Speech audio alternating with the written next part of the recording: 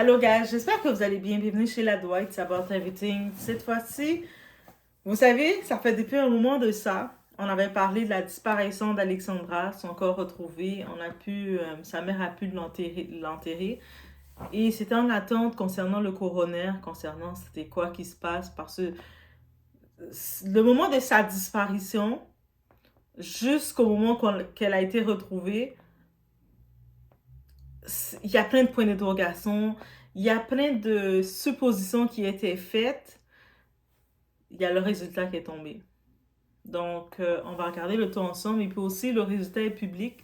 Si vous allez voir l'extrait du coroner qui est Steve Poisson, vous tapez Steve Poisson, Alexandra, vous allez pouvoir aussi prendre le temps de regarder l'analyse qui a été faite par M. Steve Poisson.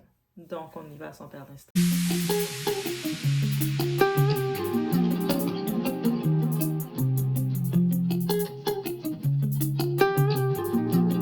10 minutes. Ok. Dans le résultat du coroner, il dit que, je vais résumer, que Alexandra est morte par noyade et qu'il ne sait pas déterminer si la noyade était accidentelle ou volontaire. Et aussi qu'il a, dans son enquête,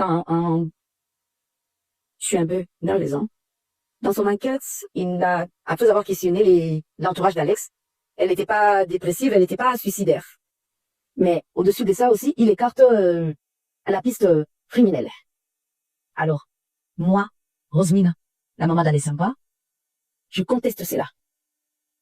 Je conteste les résultats du coroner, messieurs Steve Poisson. Merci d'avoir rendu vos résultats. Je vais m'apprêter pour le voyage maintenant. Déjà, dans le rapport, il y a 4 pages. Et puis, dans le tout, dans ce coroner-là, c'est une mort par noyade. Aussi simple que ça. Donc, elle est morte noyée.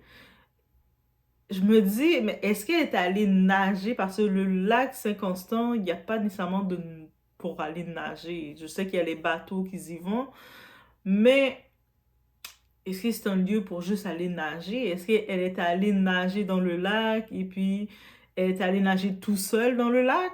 Parce qu'elle est morte par noyade.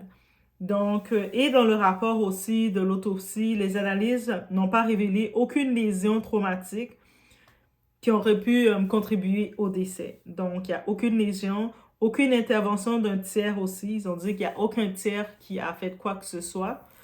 Et aucune substance comme de l'alcool, des médicaments ou d'autres produits illicites n'a été détectée. Aussi, donc, c'est vraiment juste une noyade qui a été détectée. L'autopsie, donc, l'examen externe et une autopsie qui ont été faits le 10 octobre 2024 au laboratoire de sciences judiciaires et de médecine légale à Montréal. Donc, ça s'est fait à Montréal, le rapport. Et ça laisse vraiment, en vrai, ça laisse vraiment un goût amer. Je trouve que ça laisse un goût point d'interrogation. J'ai pu comprendre que la maman, oui, c'est normal, elle veut des explications parce qu'il n'y a pas plus d'explications. Ni que ce soit, on se demande, ça vient d'être là, on se demande qu'est-ce qui s'est passé, qu'est-ce qu'il a fait, qu'elle s'est retrouvée. On avait vu l'image de caméra, techniquement, qui disait qu'il la voyait toute seule, qu'elle est proche du parc, qu'elle est dans le parc.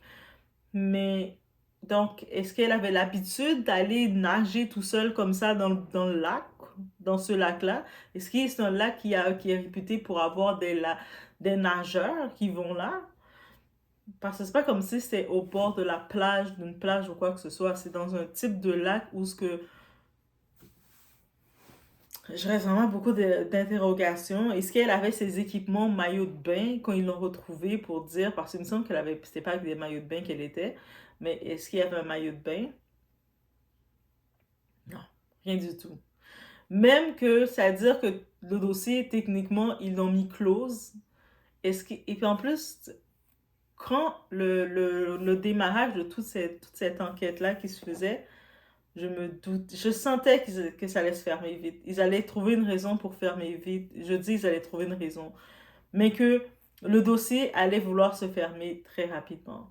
J'ai pu comprendre que la maman Rosemin, elle va revenir au Canada. Je sais, j'imagine qu'elle a fait des demandes.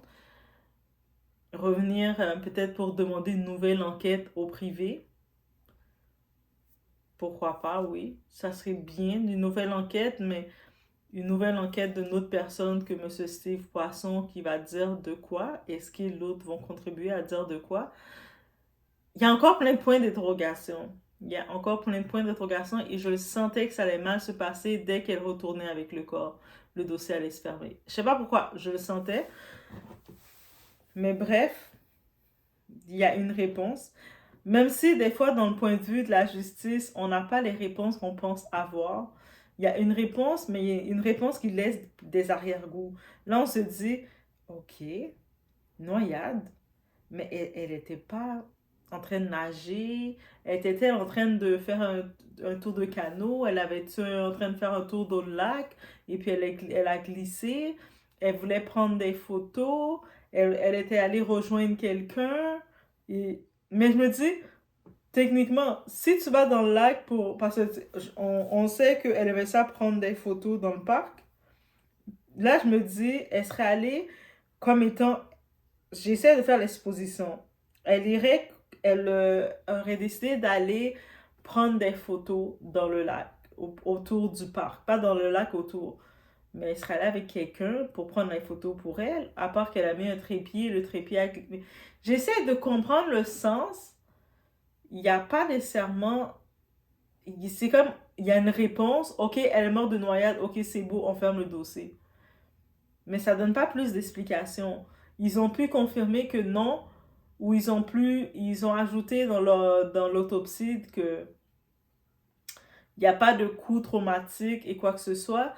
La question que j'ai pas vu de détails, peut-être c'est moi qui a sauté ça. Si du monde vous avez accès, allez sur Google pour taper, pour voir l'extrait aussi. Peut-être qu'il y a un bout, des fois, on est plusieurs à lire et puis vous allez voir aussi un passage, un autre passage. Mais j'ai pas vu de passage qui parle, on a parlé traumatique.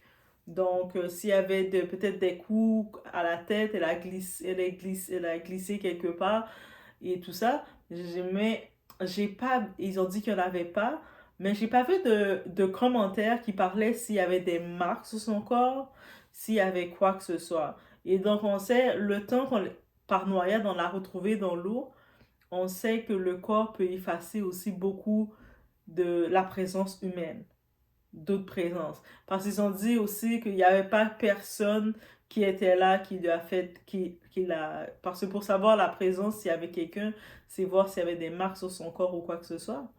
Mais si elle est restée un certain temps dans l'eau, il y a aussi beaucoup de preuves qui peuvent être parties dans l'eau. Est-ce que c'est